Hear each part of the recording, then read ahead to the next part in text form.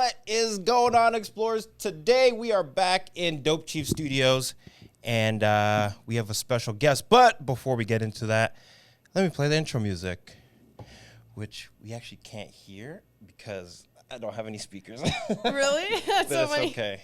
It'll. Oh, hold on. See, I'm so rusty at this. I forgot to turn up the freaking music. So we'll give that like 20 seconds. All right. Anyways, that's enough. I don't know what was said. Today we have. You could say your name. I'm Emma, and I am a filmmaker who is obsessed with fashion as well. So, yeah, Thanks for having me. No problem. So you say you do a bunch of pods. You enjoy being on podcasts. What are some things that you like about podcasts? I love being able to just have a real conversation. Sick. Because through a lot of my other social media stuff, you're just kind of seeing what I'm doing, but I don't get to talk about it. Yep. So I feel like when I'm on a podcast, I can kind of share whatever I'm doing and give some different insight that maybe wasn't immediately obvious from just a story post or like a social media post or a film that I'm doing or anything like that. So what is it that you do? What kind of art do you do? And like, let's just dive right into it. It's like, what's your medium? So I am a filmmaker. I'm a film director. We love filmmakers and film directors. I love, that's like interchangeable terms. Yeah. But I love just making movies. That's my main thing. And I also love fashion, so I always try and find ways to combine the two. So I work on a lot of fashion films as well. Or I just love to, even if the film I'm working on isn't directly fashion related, you're always going to see a little bit of that fashion influence somewhere in there. So yeah, that's kind of my signature style. Yeah. How did you get into filmmaking and film directing? Well, I was always doing it.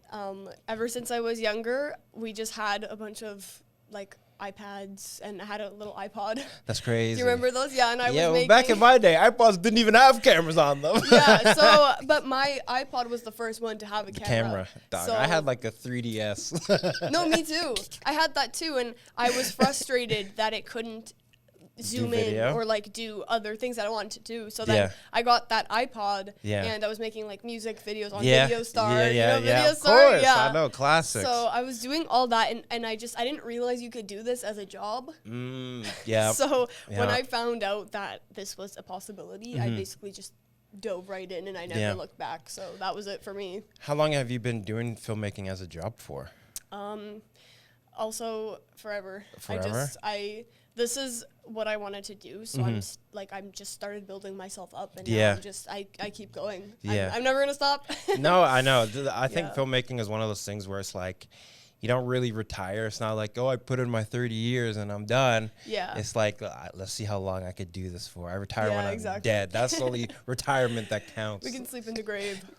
I mean, I like to sleep. Actually, I don't know if I like to sleep, but it's hard for me to sleep. Yeah, it is hard. I got too much on my mind, you know. Do you find that like at nighttime, like do you edit as well? Like you do a lot of that editing and stuff? I do. Sometimes, depends. Like sometimes I'll work with editors, so sometimes I'll just be the one editing. Yeah, I find for me sometimes I'll get that like sudden burst of like energy at night, and I'm like, I need to edit. Yep. I'm like, I gotta get this idea done and edit. Do you have that sort of thing as well, where it's like at nighttime or it's in the morning or whenever, it's like this idea is hitting me really hard in the face right now, we gotta execute?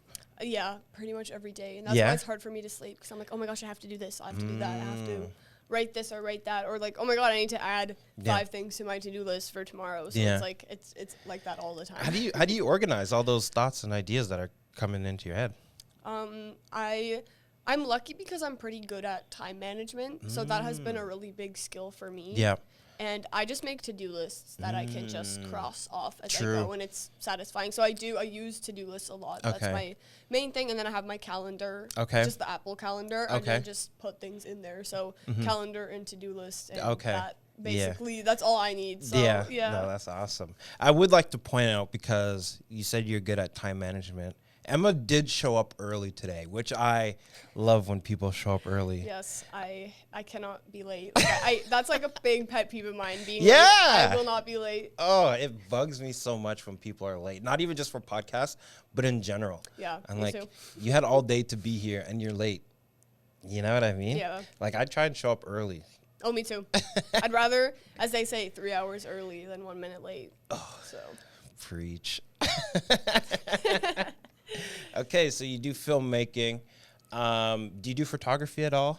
I do a little bit still, but I'm kind of transitioning out of it. Okay. And going more into filmmaking. Yeah. But I still use it every day. Like, even when I'm making my content and things like that, I'm still using those skills. And photography was a really good base for understanding the exposure triangle, understanding composition, and being able to transition into film. I feel like it was so important. So I'm really grateful for it. And I'm always going to do it in some way, shape, or form. Yeah, I mean, kind of like, you know, photography is just one frame out of a video, basically. You know what I mean? So it's like you kind of frame it up and then it's like, Exactly. but whereas filming, it's like, you know, multiple frames. It's definitely more logistically. What's your favorite frame rate? My favorite frame rate? A photographer wouldn't know that language.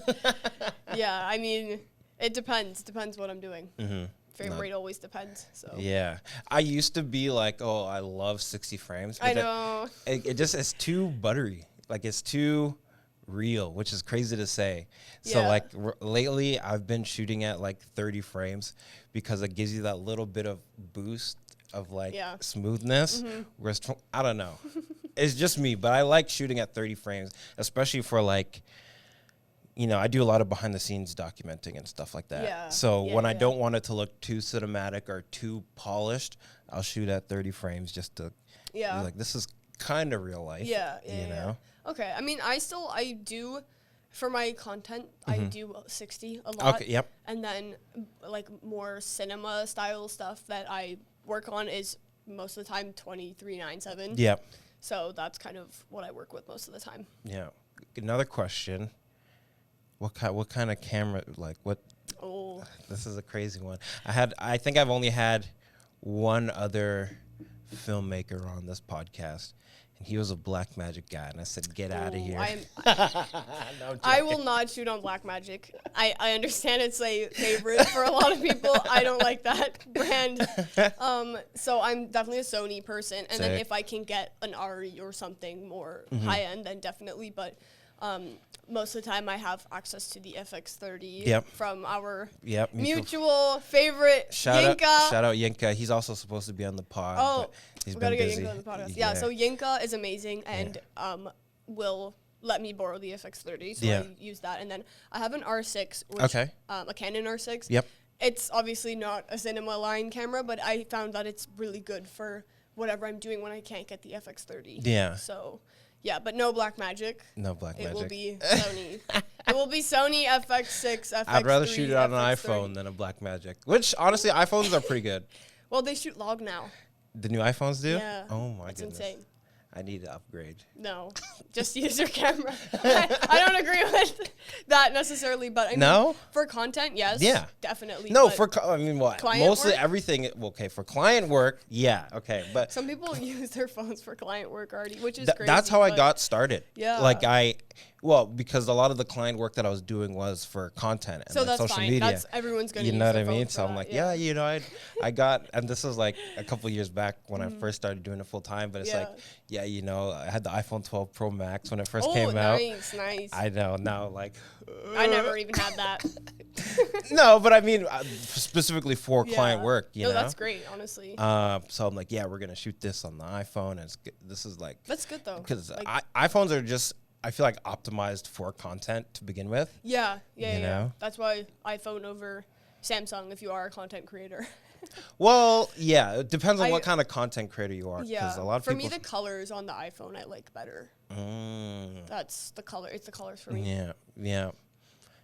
Well, I see. There's like this big debate going on. I don't know. Do you watch like Twitch streams at all, or No, I don't. No. No. A lot of them say Samsungs are actually better for like if you're live streaming on Twitch, like IRL streams. Really? No way. Yeah. Wow. See, I wouldn't know. Yeah. I'm not really in that environment, but Yeah. yeah. I was on Twitch streams super early before people were doing the IRL streams, when I was just gaming. Yeah. And then I'm like, oh, I have a job, so I couldn't like do that full time. Yeah. And now Twitch streaming is like one of the biggest things. Anyways, one thing that you talk about is mindset. Mindset to me is very important. Tell me a little bit more about why mindset is important to you and kind of what your mindset is when it comes to filmmaking and creativity. So, mindset to me, so because I am so into fashion, I try and kind of dress my best every day, and it really actually elevates my mindset. So what I say is your thoughts are like outfits. Okay. Wear the ones that empower you. Ooh, So I like that one. that's a big part of my brand in general, is just using fashion as a physical mindset space. Okay. And dressing in a way where no matter where you're going, if you're just literally going to the dollar store to grab something, like you're still dressing. And I understand that takes a lot of effort, but it makes a big difference in your day and the way that you feel when you go out. Like you go out feeling so empowered. I didn't even realize I literally matched the space today, which is hilarious. But I just, even with this outfit, I wanted to wear something more artistic that represents myself as an artist. So every day, my style changes by the day, but I'm always going to make sure I'm putting in the effort to put something on that makes me feel empowered. Yeah. And then I'm a really big manifester as well. So I'm so into affirmations and kind of thinking the way that you already want to be, and like just behaving like it's already your reality, because 100%. In some timeline it is your reality anyway. Oh, 100%. Let's get into timelines. My favorite topic. Exactly. So so if you, and then that kind of closes the gap between where you want to be and where you actually are. And I find fashion helps me do that personally. So that's so someone that's looking to maybe start kind of utilizing this sort of mindset, what can they do? Like, is it they need to step their wardrobe up, or is it more like figure out what makes you feel best when you're wearing it? Well, not everyone has the means to go and drop 10K on like a shopping spree. That's crazy. But or like whatever amount. But I think it's just about, we already have things in our wardrobe, most of us, that we like and that we feel good wearing. So see how you can find different ways to style it that are maybe more like elevated than usual, or add a piece of jewelry, do your hair, literally anything that can help. And then I find like having a straight posture also helps, like just embodying that successful person, like always thinking like, what is what is $1 million me doing? And am I doing what $1 million me is doing? So always asking yourself, like, does this align with what I'm doing, what you would like to be, what $1 million me is. Like I don't know if have you seen that movie Everything Everywhere All at Once? I've seen some of it. I didn't get a chance to finish it for some reason. I don't remember why. It's a great movie, but in that movie there's like timelines, right? But then there's like different versions of each person. But like this person has hot dog hands, and then this person is something else, and And one of the points that they try and make in that movie is that you can tap into those different timelines, right? So you can, absolutely. So I think like what you're saying is really I don't know what the word I'm trying to say is, but like it's very poignant to where it's like, if you're dressing as if you're in that timeline, eventually you're going to get into that timeline. But you're already stepping into the timeline by the act of just doing well, that exactly. thing, That's right? You're closing the gap, like you said. Yeah, exactly. Yeah. How did you kind of learn about this, get into this, or do you study, or how did that all come about? It was a lot of self-work. Okay. It was a lot of like looking into myself and figuring out. I feel very privileged because I was very decided on what I wanted to do from a very young age. So I think that kind of propelled me into just thinking, how can I align myself to do this? Because I understand it is a really difficult industry. So just a lot of self-work, studying, a little bit of reading. And I think all of these factors together, I just formed my own connections with everything. What are some things that you've read? Do you read books, articles, or? Depends. I've read some books, definitely.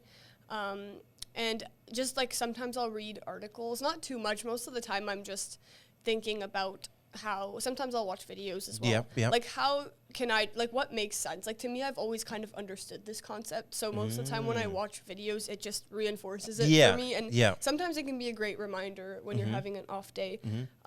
But I feel like when I was young, I was always like, you know, if they can do it, why can't I? Type of attitude instead of, oh, I can't do it, I'm not like them. Yeah. I've always kind of had that. I don't know where it came from. But yeah, and then I just keep expanding and making connections like with the fashion and things like that because that's a really big thing for me. So you mentioned fashion, and fashion is kind of, I don't want to say making a resurgence because fashion is always there, but now you're starting to see a lot more fashion content and videos. How do you think those kind of worlds collide? Which worlds? Like fashion and then like the video stuff that you're doing. Okay. I mean, they're both very visual. Fashion is strictly visual. True. There's no, you can write about fashion, but it's not the same as looking at it. Yeah. So I think they go together perfectly. And making just a kind of cool video that showcases fashion can already elevate your, I call them vibrations. Okay. Like your vibes? personal, like personal vibrations, vibes. frequencies, things like that. Yeah. So just watching something that looks nice will elevate your energy. Yeah. So I try to do that even with the way that I dress. Like I dress in a way that elevates my energy, but maybe can also elevate someone else's energy if they like look that I'm like super brightly dressed or something like that. You know what I mean? I'm just in all gray today. And I was telling you earlier, like I was like, I'm going to wear a nice shirt today. I'm a fashion person on, and I checked the weather, and then it's like 75% chance of rain. It's been bad. I wasn't willing to get the fit wet, but obviously you were. Yeah. I always am. I mean, I struggle in the winter because I'm very like, no, fashion over everything. And then I struggle with being very cold. Yeah. But that's the thing with Canada. But there's like winter fashion, there's nice jackets and boots. Oh, I love the big There's no cool snow pants though. I don't wear snow pants. Well, yeah, no one does. Yeah, I know. No one. Only kids wear them. Only snowboarders and kids. No, even snowboarders won't wear them. What? I see people like snowboarding in jeans. They're jean snow pants, though. I do wear snow pants when I ski, though. Yeah. Like, you have to.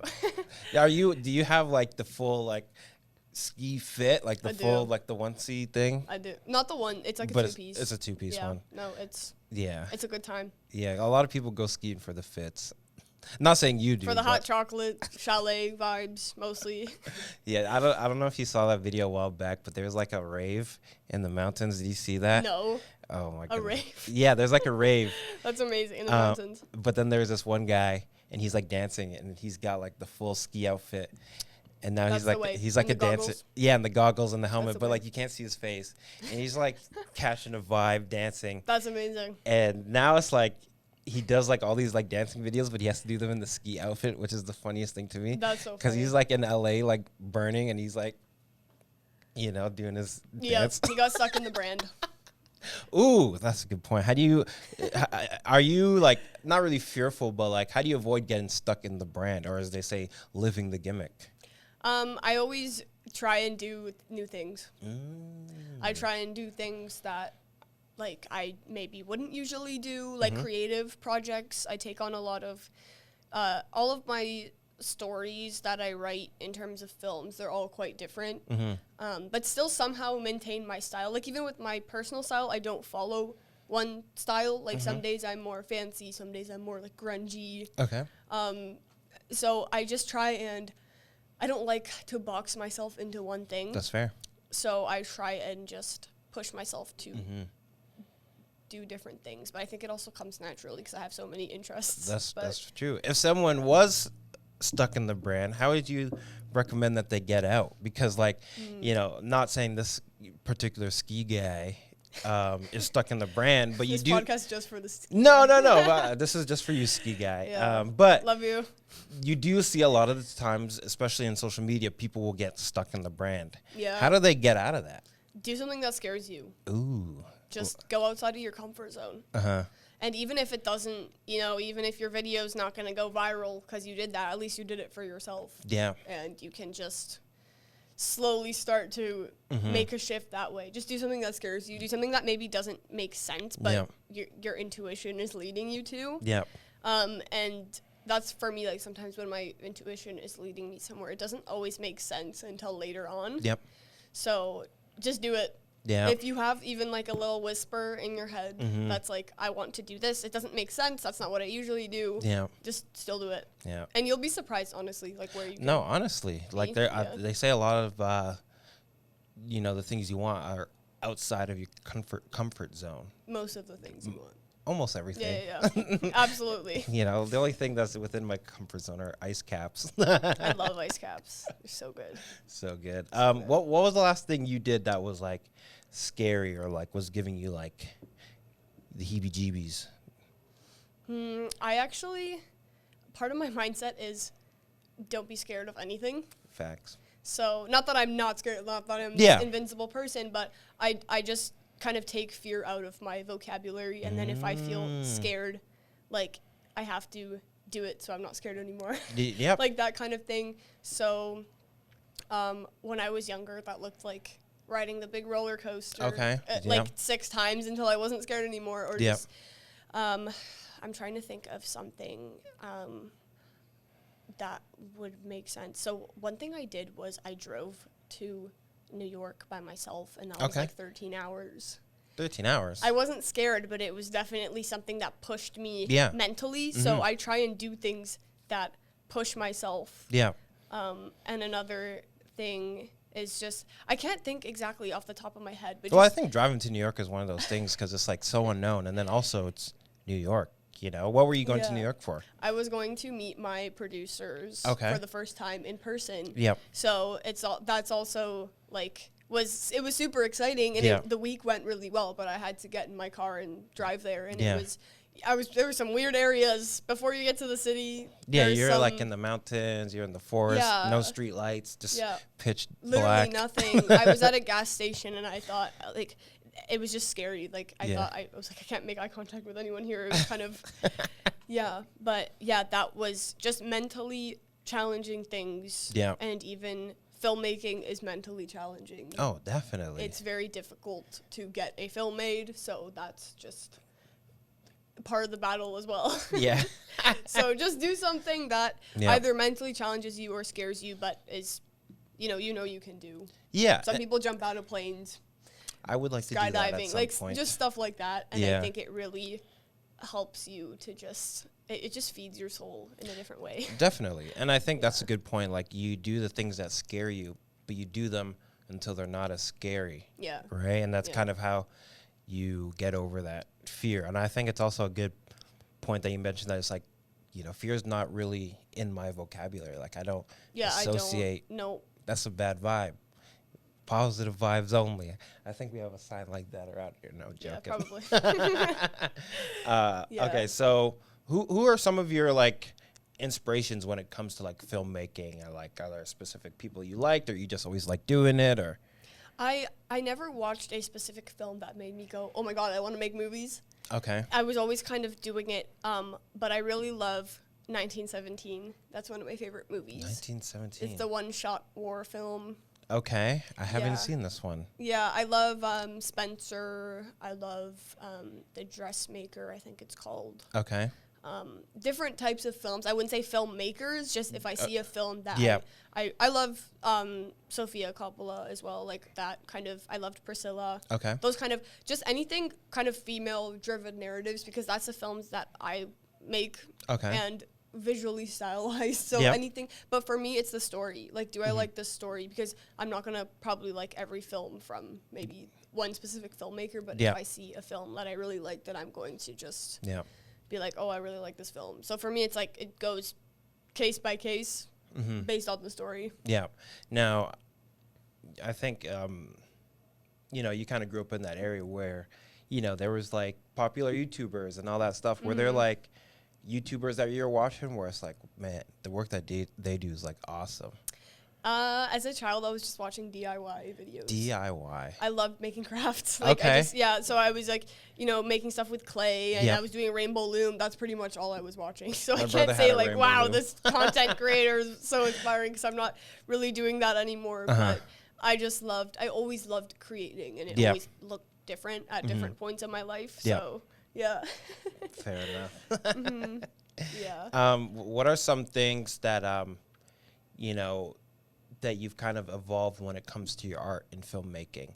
Like, is it, you know, you kind of say you don't like to box yourself in, but is there some things that have like you've carried with you, but even though you've carried them with you, they've changed over time a little bit? I mean, I think just for me, the story aspect, always like making sure, you know, you have a strong story. I would say I've just recently really honed in on my style. Okay. Which I'm really happy about, like kind of that whole combining film and fashion together in different ways, depending if I'm doing a fashion film. So I wouldn't say there's like it's never been like, it took me time to arrive at for sure. what my style is, but still be able to do things outside of it, if that makes sense. Yeah. No, awesome. Yeah.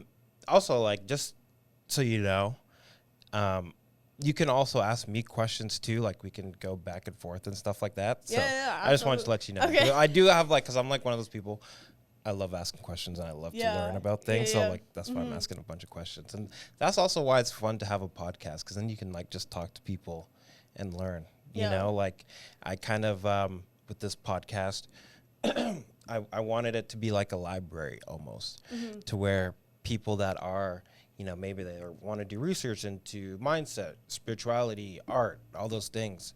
I have a whole bunch of those episodes to where they can go and like take that episode off the shelf and be like, oh, okay, cool, you know, and then put it back. Yeah, and I know you're very spiritual. I'm pretty spiritual. Yeah. I mean, tell me about your practice. We're all spiritual, by the way. No. I mean, not everyone is, but well, everyone's a spiritual being, but do they let their spirit out? I don't know. Yeah. What was your question? How do you practice spirituality? What does your spirituality look like? Okay, so it used to be very complicated.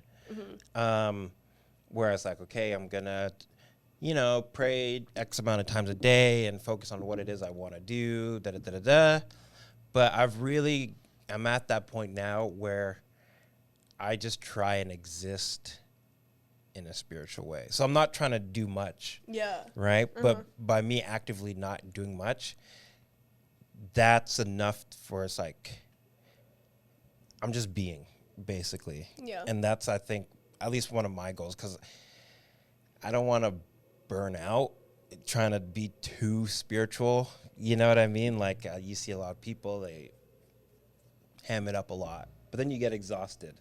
Like, damn, I got to take off all these rings at the end of the day and take off 30 necklaces and da-da-da-da, and it's exhausting. You know, like, I just wear my ankh. Yeah. And are you familiar with the ankh, what it represents? A little bit, but tell me a bit more about it. Well, basically, it's just like a symbol of life, right?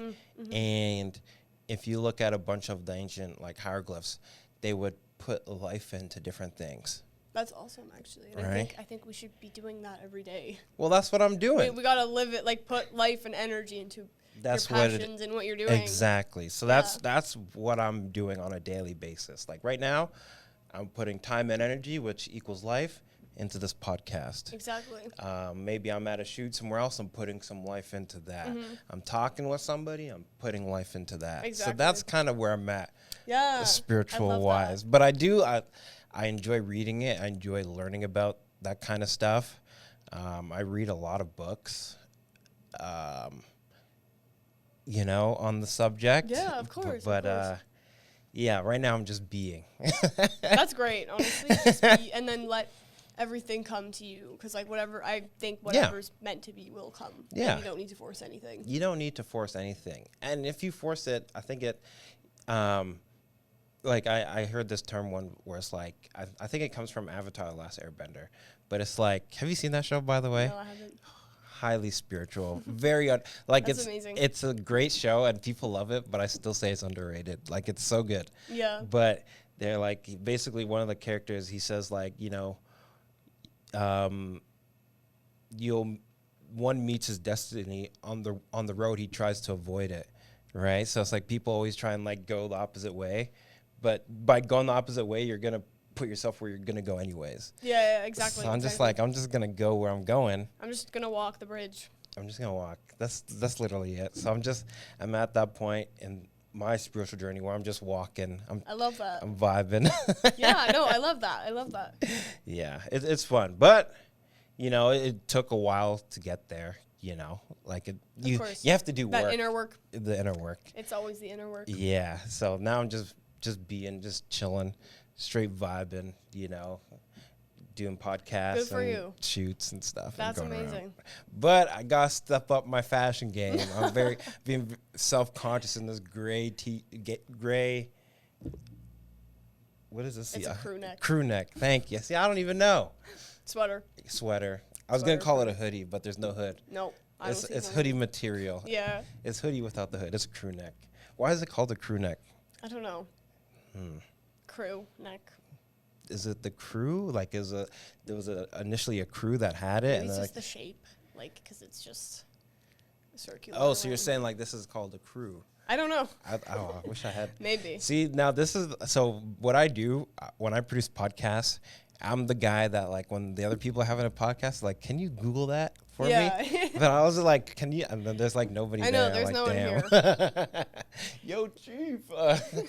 Can you Google? Yeah, where's Yinka at? Yinka will come soon.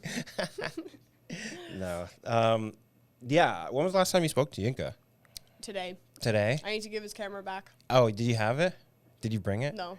Okay, I was going to ask you should bring it. But anyway. I should have done a camera bag tour. Yeah. Yeah, no, I'm going to drop it off on Sunday. Okay. Sick. Actually. Yeah. Yeah. No, I need to. It's been a minute. Yinka, I'm going to get you on the podcast because he's like, you know, he talks that he's not like an artistic guy. But I'm like, dog, the way you do business is artistic. Yeah, like, he's an artist when it comes to his business. You know what I mean? So I think it's so important to find your team, like a group of people that you work so well with. And like it's just so great when we're all just creating together. Yeah, teamwork makes dream work. I always said that backwards. Dream work makes the team work. That too. But I do agree with what you're saying when it's like, you know, when you're working with a team, it does it helps with everything to like go in a direction, especially if the whole team is focused on the same goal. Yeah, because filmmaking is so collaborative. You can't do anything by yourself. No. Well, I mean, that's why I like documentary stuff, because I can just, but even then I still want a team. Yeah, you know what I mean? Like, because I can only shoot one angle at a time, maybe two. You know, I could be like, oh, set up this camera here and da-da-da-da. But if I had like a bunch of guys, be like, yo, okay, he's going to walk through the store in 2 seconds. Be ready. Yeah, like I was sent to Switzerland by myself to shoot a documentary. Wow. What was Switzerland like? It was amazing, but very difficult. It was definitely, that was one of the most challenging shoots because I was by myself and I had to focus on so many things at once. So I actually prefer working with a team as much as I can. As much as I can do everything. Yep. It's always so much better when you have a team with you. So much better. Yeah. What was the shoot in Switzerland? It was a documentary about, so do you know what highlining is? No. Oh, yes, I do. Highlining is like, you do it's like, tightrope walking. Kind of. And but then you do tricks or you just walk across. Yeah, so there's two types of highlining. There's just walking and then there's freestyle, which is doing tricks. So I was at the World Highline Championships. What? In Switzerland. And they're doing tricks or they're just walking? Both. There's two categories. Oh, my goodness. So the athlete I was covering was a freestyle highliner. Yeah. So that's coming out in the fall. Oh, that's so cool. Documentary. And, yeah, it was a crazy experience. Yeah. And so you knew, like, nothing about it. And no, I was thrown into this crazy world. Yeah, so it was. And are you going to be doing more of that stuff?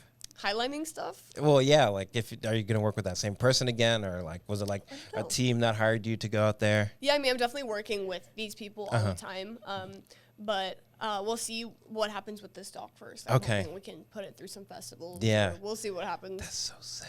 Yeah. I'd love to do one of those, like just obscure sports, you know, like. I know. That's the sports I like. I love those crazy sports. I don't like the sports that people usually watch. Like, I'm more interested in, like, highlining, fencing, like those types of sports. Yeah. Horseback riding. I horseback rode for many years. Nice. Yeah, so, yeah. Yeah. So, okay, so you do a highlining documentary in Switzerland, and you said it was very difficult. Like, what about it made it so difficult?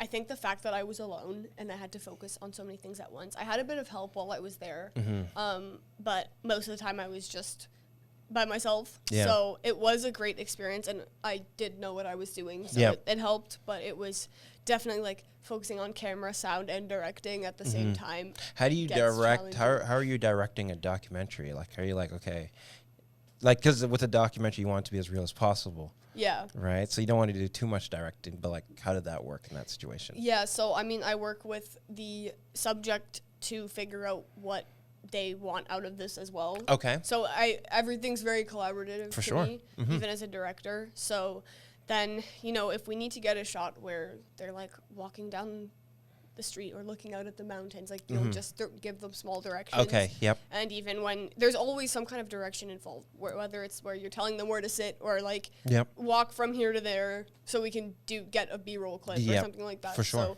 there's always going to be some kind of directing because somebody always needs to be leading the vision. Basically. And like, what kind of footage do I want to get? What kind of shots do I want to get? Things like that. So even like self-directing in that scenario, like, okay, I need to get this in this establishing shot and things like that. Yeah. And then you are still going to send that off to an editor, right? And then they're going to edit it, or are you piecing that together? I ended up editing this. I was working with an editor. And then at one point I just finished it off. Okay. Yeah. Do you enjoy editing, or do you prefer filming? I don't enjoy editing too much, to be honest. I prefer just being out there shooting and then working with an editor. I'm still very involved in the editing process. I like to work with somebody who's kind of taking the lead on it. What's your least favorite thing about filmmaking? Probably editing. I really don't like editing that much, but like, I'm good at it. I understand how to do it. I'd rather work with somebody, like I said. Yeah. What is your favorite thing about filmmaking? Directing. Directing. So I'm a director. Okay. Yeah. What about you? Ooh, what's my least favorite thing? I don't know. What is my least favorite thing? Oh, you know what? Storage. I hate storage. Like hard drives. Hard drives everywhere. Where did I save that folder? I agree. File management. File management is the worst part. Hate it. Or corruption. File corruption. I just had a shoot that I did, and it's kind of similar, like camera set up to a dummy battery, and then someone unplugged the camera. So what happened? The footage got corrupted. Of course. Oh my gosh. I'm like, no. Yeah, so I would say, like, always running out of space, trying to, I got to get a drive. Have to buy more hard drives. Yeah. How many hard drives do you have? I don't know. 500? No, I have 2 SanDisk ones. Yeah. And then I have a bunch of SD cards all over the place. Yeah. And then, that's, I would say, my least favorite thing. Yeah, I agree. Because everything, especially with 4K or more, or log or raw footage, like everything is so much storage, and it's just 1 terabyte goes by like this. Like that. My laptop is full. Like, I have to delete stuff, and then I'm like, okay, even just to edit, because I do a lot of the editing, but it's like I have to delete old stuff to just be able to have the space to edit, and I have to delete that thing, so I can only work on 1 or 2 projects at a time. Yeah, I don't like deleting stuff. It makes me kind of anxious, so I just don't. And then I end up having so many hard drives. Yeah, so, I know. Yeah, and then in Switzerland, I was backing up on 4 different hard drives. So I was like, nothing can happen to this footage. How long were you in Switzerland for? Less than a week. Less than a week, okay. Yeah, very quick trip. But you're probably shooting a lot. 4K, I'm assuming. Probably even 8K. No, 4K? 4K. Okay. Yeah. Yeah. So, but log. So it's still, hard drives cooked, SD cards cooked, everything filled. Everything's cooked, everything's on fire. No, it was good though, and that's kind of my workflow all the time. Just back up as many times, which does take more storage, but it's you don't want to have so just important. 1 copy. No, I know, and I tell people this all the time. Even if you want to have a backup of the backup, because what if the first backup gets destroyed? Which is very common. It's very common, unfortunately. Yeah, you drop a hard drive, gone. Yeah. Luckily these new hard drives, they're shock-proof, air quotes. But still, you don't want to be dropping it. You don't want to drop it at all, Better just not to drop it. Yeah. But, I have 2 that I carry with me. Yeah. And they're both almost full. Yeah, time for a new one. Yeah, eventually. I would say, though, for my favorite thing about filmmaking is I like that I can almost control the viewer's energy as they're watching it. Yeah. So that's one of the things I like. Like I like to bring people up and then bring people down and, you know, go this way and go that way. So like, you know, you can kind of, there's like an energy manipulation that you can kind of get with like, okay, I'm going to use this song and then this is going to be here and da da da da. So that's, I would say, probably my favorite thing to do. Yeah, that's what I mean. Like art is vibration. Yeah. So you can manipulate what somebody will feel. So Yeah. that's exactly. I love that. That's awesome. It's fun. Like I still like, I have some people where I did like a video for them and then they're like, just the way that video made me feel, they still remember how it made them feel. Yeah, because you're always going to remember how you felt watching something, not so much what you watched. Exactly. Yeah. So that's kind of, I would say, my favorite thing. But it's not like every video does that. You know, honestly, a lot of the videos I do aren't the greatest. Like, obviously, you put a lot of work into them. But, like, every once in a while, you have that one video that just, like, somehow jumps above all the other videos that you did. Absolutely. Do you have a favorite video that you've done that you can remember, or are they all, like... Oh, I love all of my projects. Well, I don't have a favorite, but there's another documentary that I did, and I'm not usually a documentary filmmaker, but just a few one-offs about a all-female race car team. Okay. That I have coming out in the fall, and I love how the footage turned out. Nice. I did a fashion film with Narcissus recently. Narcissus? Narcissus is like a big Canadian gala wear and bridal brand. Okay. So I love the film I did with them, and that screened at their fashion show, and it was like super fun. So I don't know, each project that I do, I only take on projects that I'm really passionate about, that I can put that passion into, so that I end up just having equal love for all of them. If that no, makes that's sense. 100% fair. Yeah. I mean, that's so awesome that you get to do that, you know, because it's like when you're passionate about something, it like it gives you more energy. Absolutely. You know, it's like an energy multiplier. It is, absolutely. Like, you know, passionate about something. So that's awesome. So no really like favorite one, but you do enjoy a lot of the ones that you do work in. I can't really choose a favorite, to be honest. No, that's fair. I don't really have a favorite of most things. Like, I don't have a favorite color or favorite food or anything like that. Yeah, I like so many foods. It's so hard. Yeah. Yeah, no, I'm the same. Like, no favorites. Are you hungry? No, I ate before I came here. Are you hungry? Not really. Okay. There's a few food options here. None that I would recommend, though. So I'll just eat when I get home. Yeah. I mean, you live in a nice area, so there's going to be nicer food options. I mean, I like eating at home. Yeah.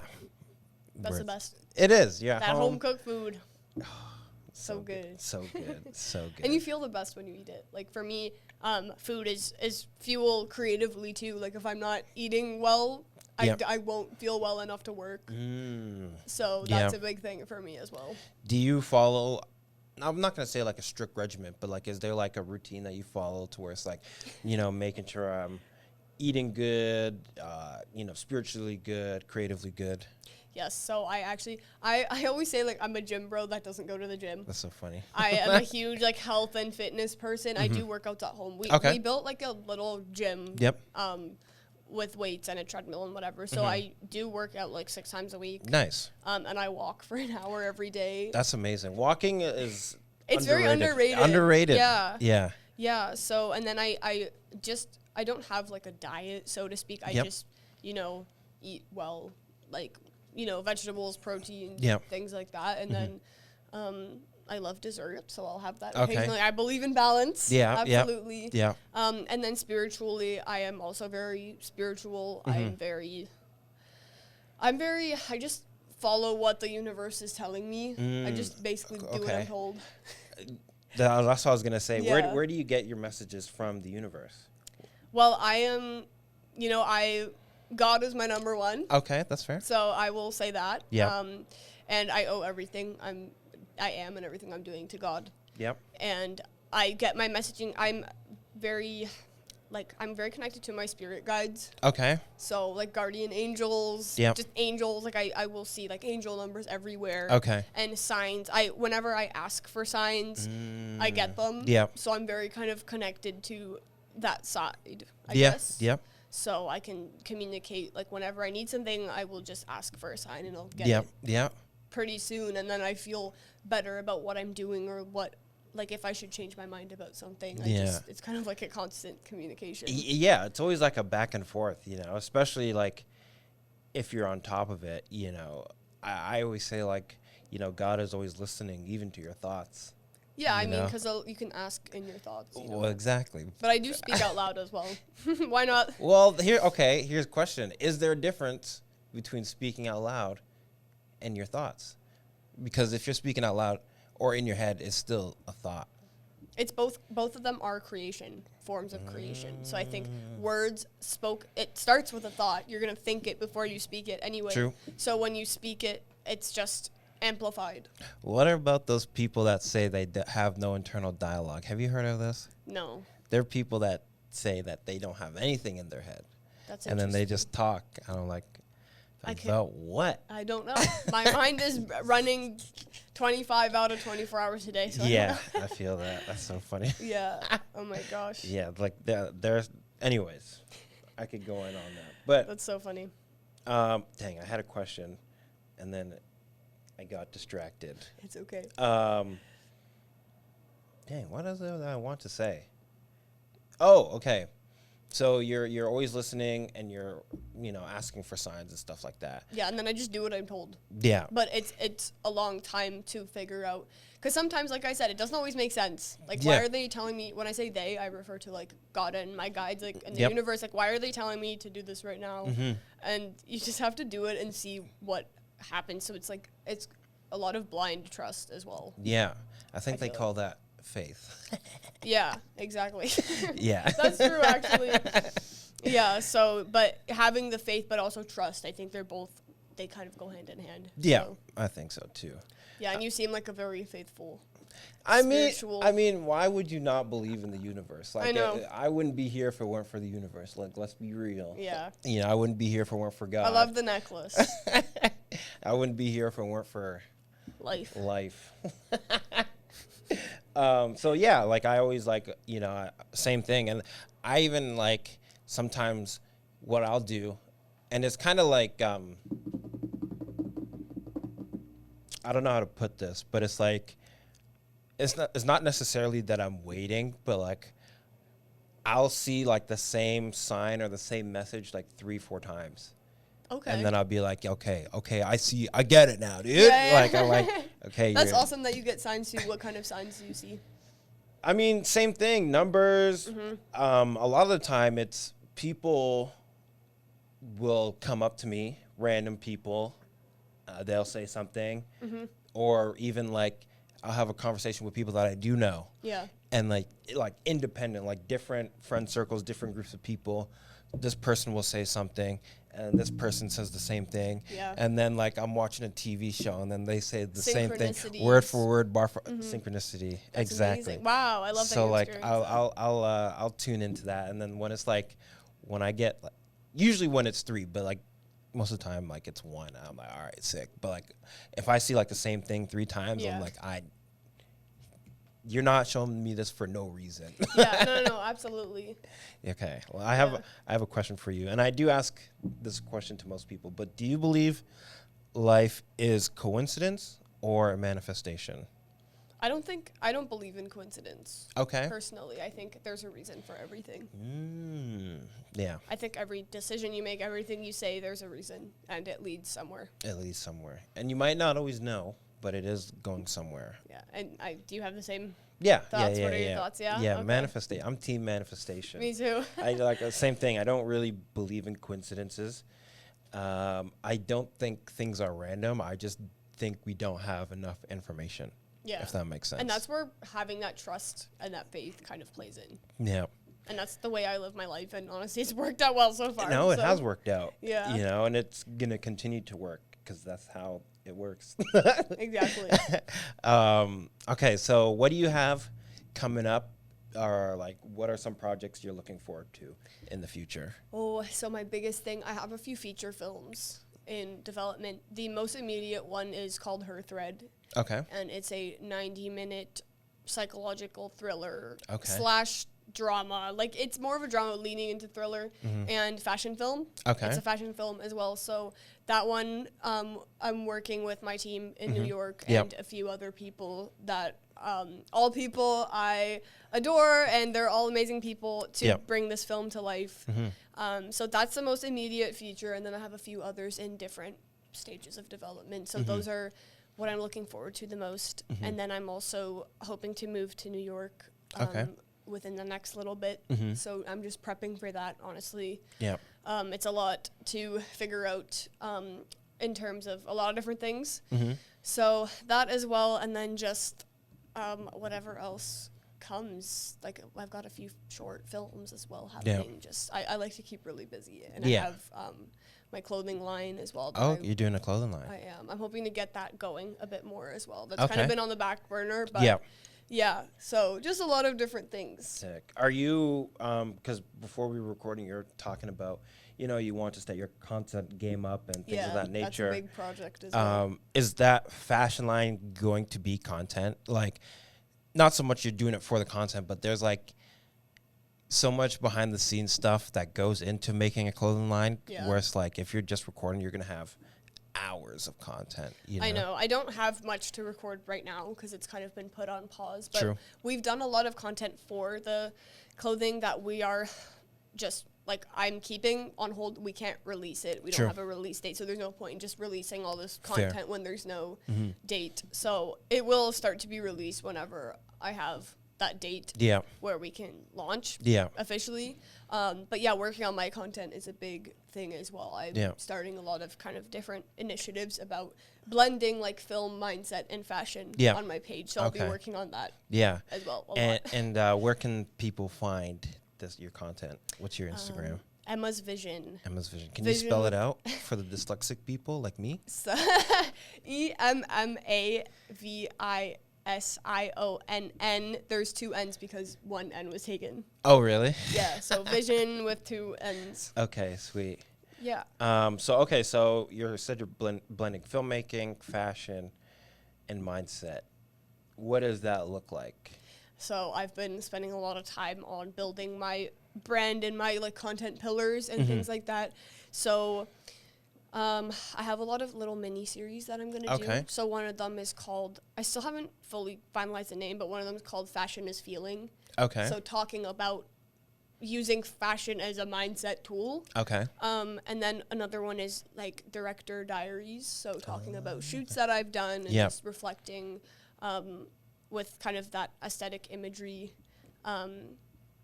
And then creative rituals, so talking about like what can you do to stay creative. And that is actually a question that I did want to ask you. What do you do to stay creative? So I want to share kind of tips on my platform. And then just before I speak to that, so these kind of 3 main things, and then in between like funny, relatable, creator meme type things, and then so just things like that. So in terms of creative rituals, like traveling for me is a big thing. Okay. I love to travel. I love to just being out and going to a nice cafe and relaxing and unwinding really helps.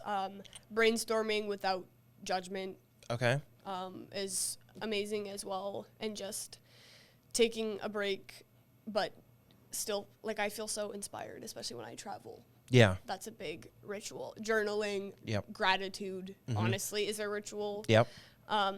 You know, eating well just keeps myself working. Yep. Exercising. Yep. It's such a big, like, you get the weirdest inspirations when you're just exercising. Yeah, you do. It's so weird. So, so those are a couple things that I want to share kind of on my page about staying creative and not, you know, getting lost in the sauce. Yeah, exactly. What about you? In terms of creative ritual, staying creative. I go see a lot of live art. Yeah, that amazing. Helps. So I go to a lot of like local concerts, art crawl. Amazing. I mean, being in a space like this, it's it's very easy to be creative when absolutely. The only form of payment is art. Yeah. Do you know what I mean? So it's like amazing. You just create art. Being around other creative people is very helpful. I also don't really stop being creative. Neither do I. Right? So like and that's like on purpose, right? Because if you stop, then you have to start again. But if you don't stop, then you don't have to keep being starting. in that flow state constantly. Yeah. I love that. Yeah. So I kind of just continuously be creative, even if it's like, you know, low frequency. As long as I'm still creating and being creative or thinking of ideas, like you said, brainstorming, Yeah. I'm still staying in that mode to where like I don't like to be, unless I'm like sick or something like that, I don't like to take like days off. Yeah. You know what I Yeah, mean? Because yeah. then you got to like get the boulder rolling again, and then that's a whole, like, you got to take a bunch of energy to the do hardest that. part is starting, honestly. So I always say just start. Yeah. Just Start and then figure it out. yeah. Or as I like to say, build it as you fly it. Exactly. You know, which is a crazy thing to say, but like you figure it out as you're going along, because maybe you've experienced this, but like being so creative, you come up with so many different situations of things that can happen, and most of the time those things don't even happen. So it's like you spend like 3 months thinking like, oh well, this could happen and this could happen, but in that 3 months you could have just started and not faced any of those issues. I always say just start. Yeah. And the last thing that I would say is, you know, being grateful to create, you know, yes. like Yeah, I'm so big happy on that I'm gratitude. able to create, and that's motivation to continue to create. No, 100%. You know what I mean? Like, I can't let this go to waste. No. All this time that I have, the sunlight, Yeah. can't let it go to waste. I got to course. do something with it. 100%. So I think that's kind of what, those are some of my creative rituals. And yeah, just Amazing. staying in the zone, staying in the vibe. In the flow state. Yeah. Yeah. Do you experience flow state at all when you're directing or, you know, coming up with some sort of outfit or whatever? Like, what does that feel like for you?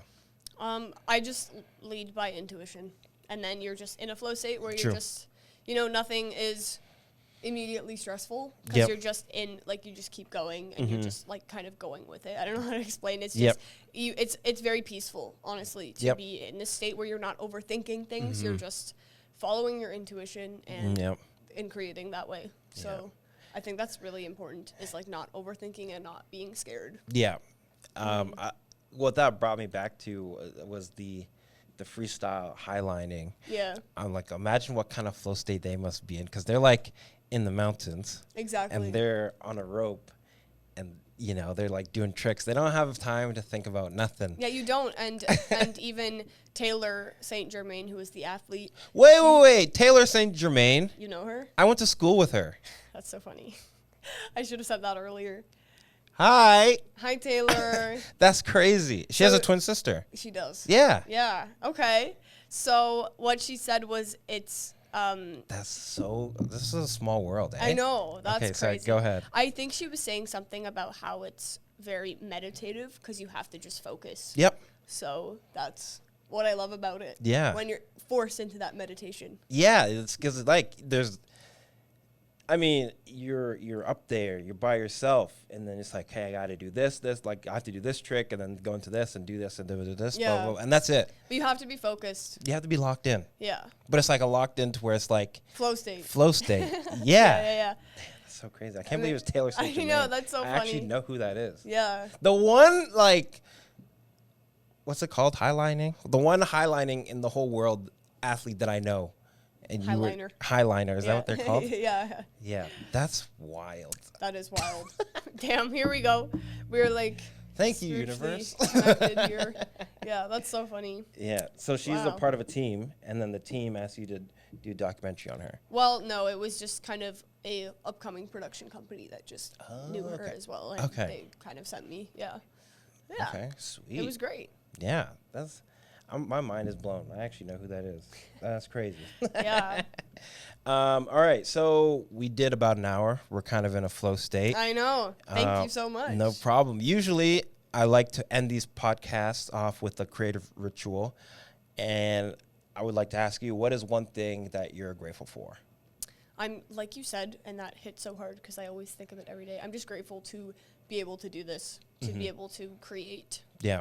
I'm so grateful, and I will always be grateful. And I'm so grateful for the spiritual guidance that Yeah. I've been blessed with, and even this mindset stuff that, you know, I've been blessed with since a young age. So Yep. I'm just really grateful, honestly, Yeah. for it all. And Awesome. I'm so excited for what's to come. Sweet. Well, Emma, thank you for being on ChezDante. Appreciate you coming out. Thank you so much. No problem. Where can the people find you? On my Instagram, Emma's Vision. Awesome. And you guys could follow me online at ChezDante, ChezDante. And I also have a Patreon if you would like to go check out the Patreon. Please check it out. There's a bunch of videos on there, like over 100. Wow. Go check it out, please. It costs, it's cheaper than an ice cap. So go support. Anyways, peace. Outro music time. Ooh-wee. Further. I'm sorry.